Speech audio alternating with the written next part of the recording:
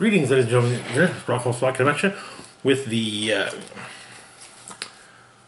weekly comic book roundup concerning this. For this one, we'll be combining the Spider-Man related books with, well, basically everything else. So let's get things started with Champions number 4. Now, where we left off, the Champions were having to help out Dust of the X-Men,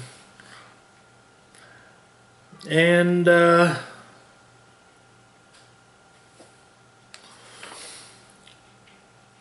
intergalactic assassin had crashed out looking for Sam Alexander, formerly known as Nova. Before that, on a mission to Dubai, however, Miss Marvel and Vision had been killed. However, Mephisto offered Spider-Man, Miles Morales, the opportunity to basically undo that.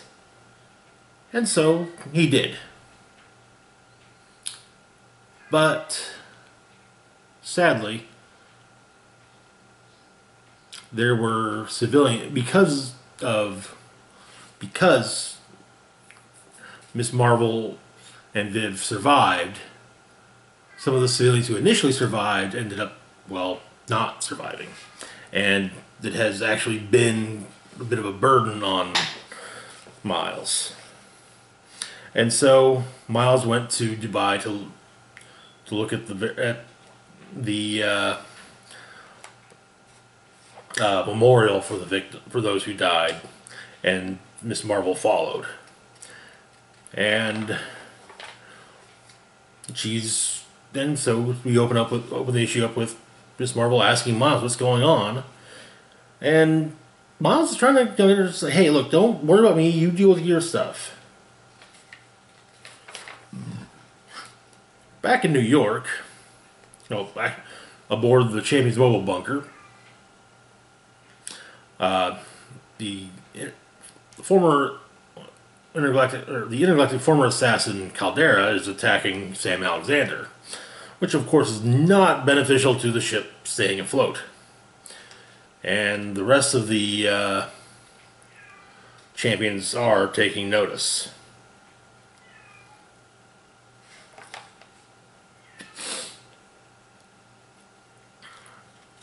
Anyways, during all of this, Vision just goes up to, along with her dog.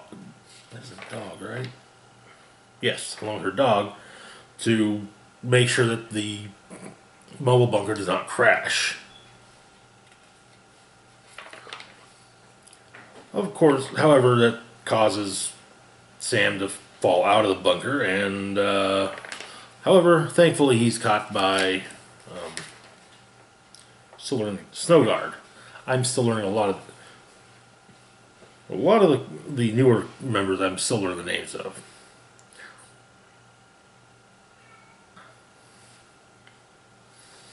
Meanwhile, Viv and her dog managed to land the bunker with no one being injured. Members of the Champions take turns going after going after Caldera. And Dust also chimes in.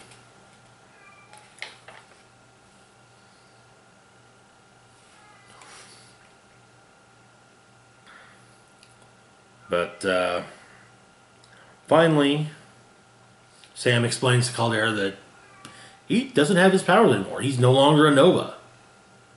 His helmet's gone. He's just a regular kid. But Caldera insists that, as he owes her a fight. Brock Tar, she puts it, and he must have his Nova power. Otherwise, her victory over him will be meaningless.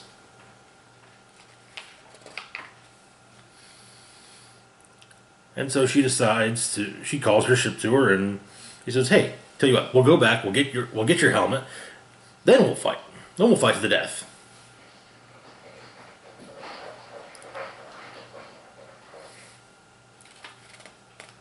And so Sam and Caldera leave. Meanwhile, back in Dubai,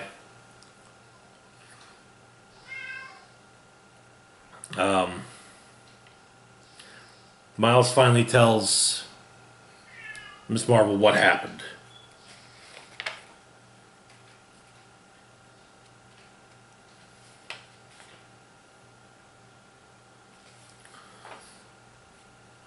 And Miss Marvel ends up basically, taking it as, she's the leader, she screwed up and people died, so she has to quit. But Miles tells her that no, she's got to stay. The champions matter, and they need her, so he's quitting. And he walks away saying he needs to figure out who he is, how much the mask is going to take from him, and if he can still live with it. However, this is all being watched by Mephisto and his son, Blackheart. Blackheart doesn't understand what it is his father's doing.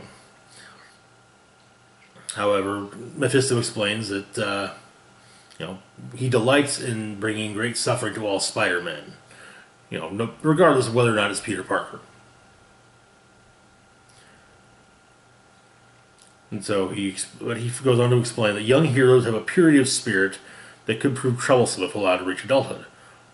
Far better to build doubt within and corrupt their souls now while they're still nascent and vulnerable. The boy's innocence wouldn't let him make a deal with the Infernal and just walk away. He couldn't live with the secret, neither of them can live with the truth. Apparently, and also, Mephisto claims to relish the anguish, the kind perfectly attuned to a soul's best intentions. It is a self-inflicted wound that he shall feast upon for many years. If the pain grows beyond capacity to endure it, then he shall offer them a splendid solution that only he can provide. And Blackheart explains that were his hands unbound, he would applaud his father. For truly, his father is a master of misery. And then Mephisto goes on to explain that he's glad that Blackheart agrees with him. He's glad that Blackheart thinks so, because he's about to help him extend the torment. So it looks like next we'll be dealing with the War of the Realms, and Cyclops will be returning to the Champions. Now, quick backstory on that. Before the all new X-Men went back to the past, well, during the time they were in the present, the young, temporarily displaced Cyclops helped form the Champions. This version of the Champions in the first place. So now, adult Cyclops, who actually has, I think the way it works is that he has the memories of his younger self, because the time loop has been closed. So, actually, he might not. Well, no. He was alive during the when it happened. He was back from the dead when that happened. So, just in hiding with Cable, on account with Kid Cable. So yeah, he probably does have his younger self's temporarily displaced memories. God, I hate time travel.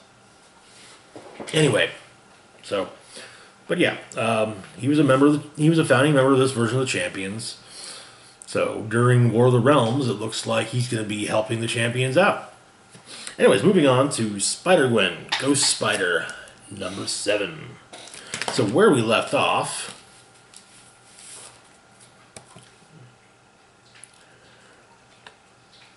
Spider-Woman, Gwen Stacy, had created a website for people to allow people to get in touch with her when they needed help. Also, Harry Osborn asked her out on a date. Well, asked her out to dinner. So when the issue begins, Spider-Woman's swinging along past Capitol restaurant. She swings into an alley and comes out wearing a nice dress. Her the symbiote having had the symbiote change her costume and change herself into that. And so she meets Harry, who gives her flowers, and she's also apparently dropping spiders everywhere she walks. So they get to their table, and the waiter comes along and tells Harry that, well, after Harry and Gwen discuss what is on the menu, and Gwen mentions that there are no prices listed on the menu.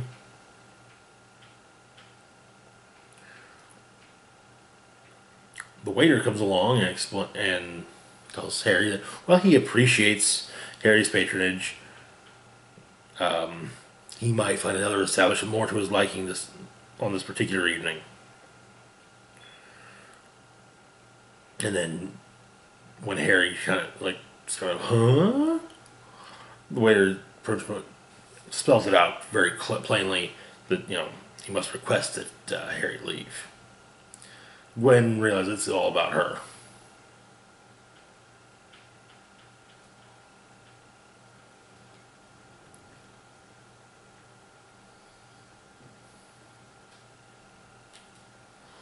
But, and yes, it is. So Gwen leaves. Harry runs after her. Gwen pulls away, and then swings off as Spider-Woman. Then she tracks down some bad guys and smacks them around and webs them up. Basically, crime makes sense, and fighting crime makes more sense. Well, she was never a jock in high school. She kind of gets it. When you're moving, when you're trusting your body, you don't think. You just have to do.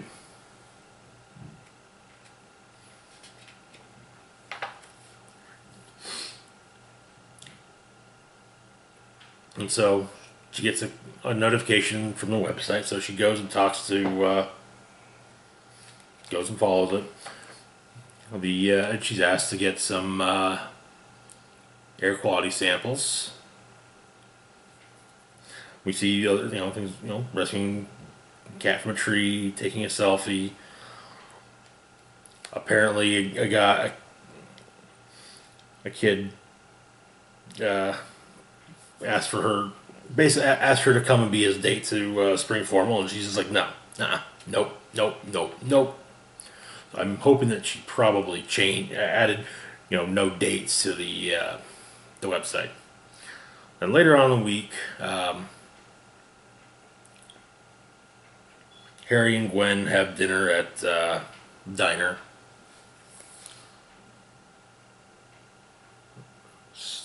From the angle, I can't really read it. But phone goes off.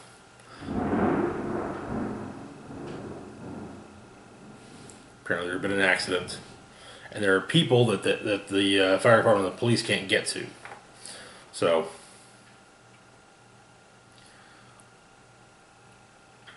Gwen puts some webbing between buildings and sees what she can do to get people out of there.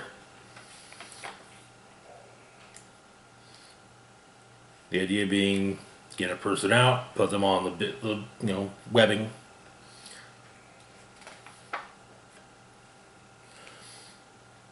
And rescue the second person.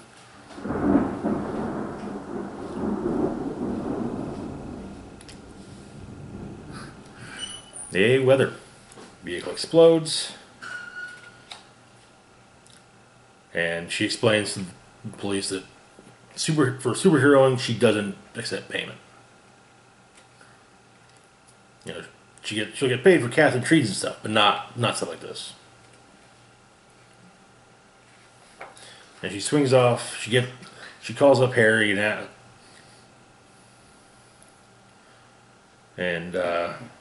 asks if he can help her get in touch with Dr. Elsa Brock. And she's finally going to talk to someone about the headaches she's been having.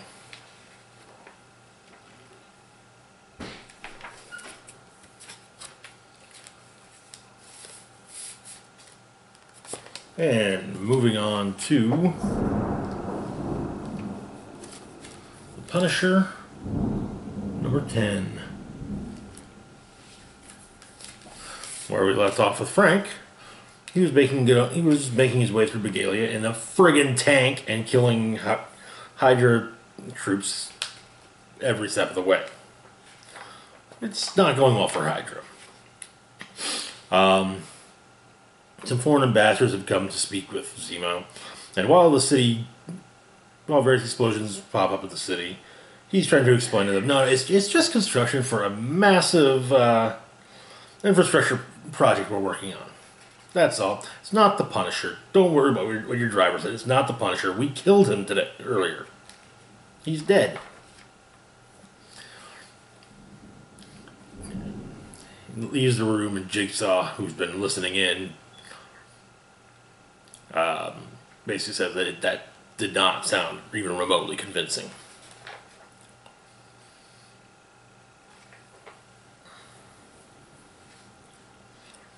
And so, but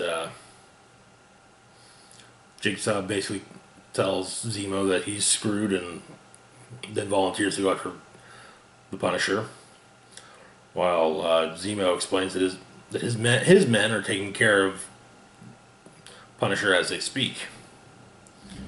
Jigsaw says that, that's great, because after he kills them, you can pay me their salaries too. Anyway, cut to a gas station where Frank's filling up getting the tank filled up and maybe getting some snacks. Finds out that the guy, basically everyone in Begalia is some kind of criminal. The guy says that nobody steps foot into Begalia without a body count. So Frank kills the guy. Then gets on a major dam, which is parks the tank on a dam. The dam powering the hydroelectric plant. An airstrike gets called in on the tank, but then they realize there are a couple of barrels of gas or oil on the back. So the tank gets blown up, and the dam cracks and flooding. Yeah, loss of power. The bar where people they got a generator so things could come back up. Punisher kills the patron and presumably takes their weapons. One of them, the last of them, points in the direction of where Zemo spends his time. Punisher just continues to make his way through, killing everyone who gets in his way. Grabs a motorcycle. Then runs into Jigsaw. Jigsaw has got Sister Mercy. And rides off with her, dragging her from a motorcycle.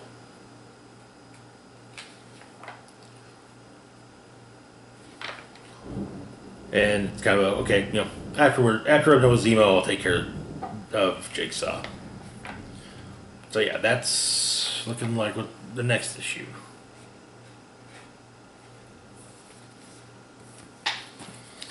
Actually, I have to admit, I'm very curious as to how this is going to turn out, because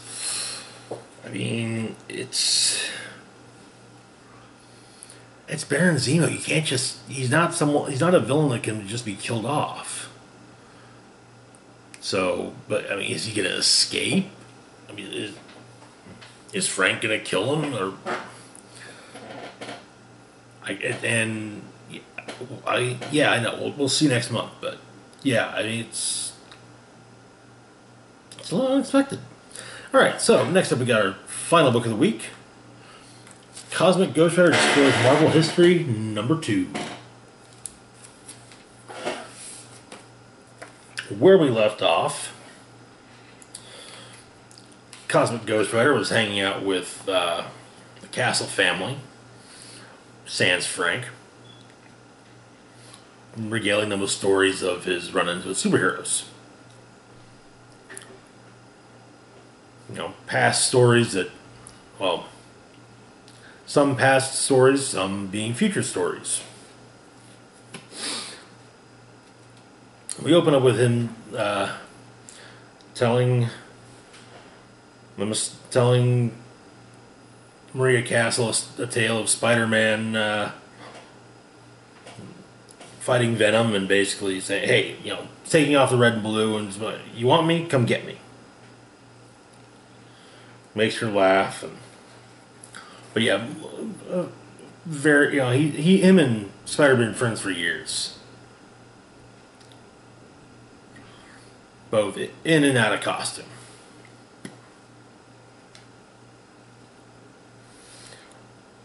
And he actually kind of arranged things to, when Spider-Man briefly quit being when Peter Parker briefly quit being Spider-Man, Cosmic Ghost Rider is the one who set things up into motion to get him to, you know, change his mind.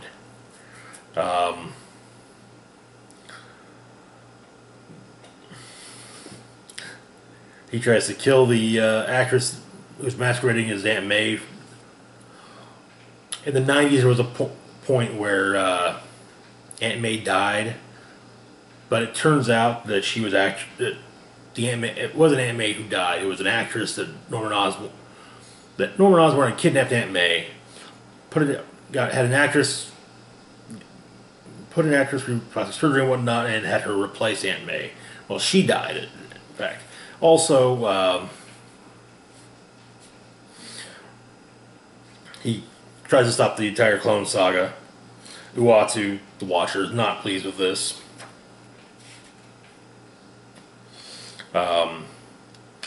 He also tells her a little bit about the Black Costume Saga, and especially the death of Jean DeWolf.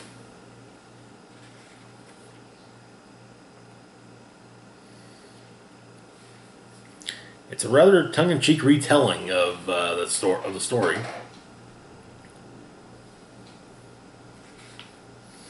But, you know, kind of and then also a story of how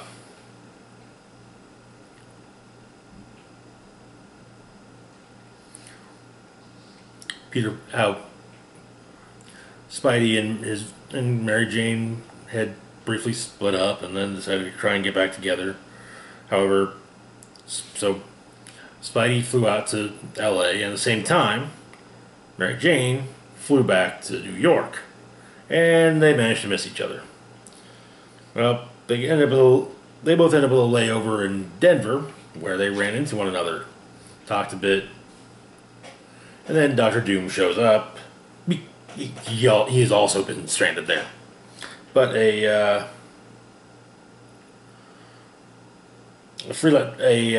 anti-Doom Latverian blew himself up, and yeah, other anti-Doom Latverian rebels continued to,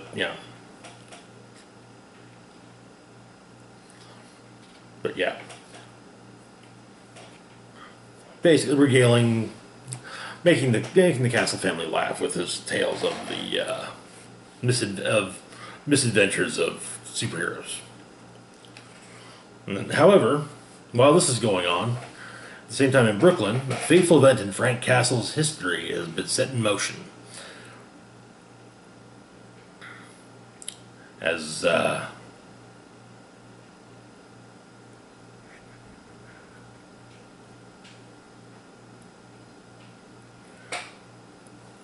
Magia Capo de Tutti Capi, pretty sure there's a little bit in there that's been put in just for the sake of chuckles. Orders a hit on the son of Hector Montoya, Forrest Hunt. And he tells his guys to murder him and string him up in Central Park so the whole world can see. Oh yes, that's certainly not going to be anything important for the Castle family. I'm sure that won't lead to them being horribly murdered by the mob as well. Anywho, that's it for this week's weekly comic book roundup. I'm thinking this is definitely going to be the regular thing. And as always, feel free to like, share, and subscribe.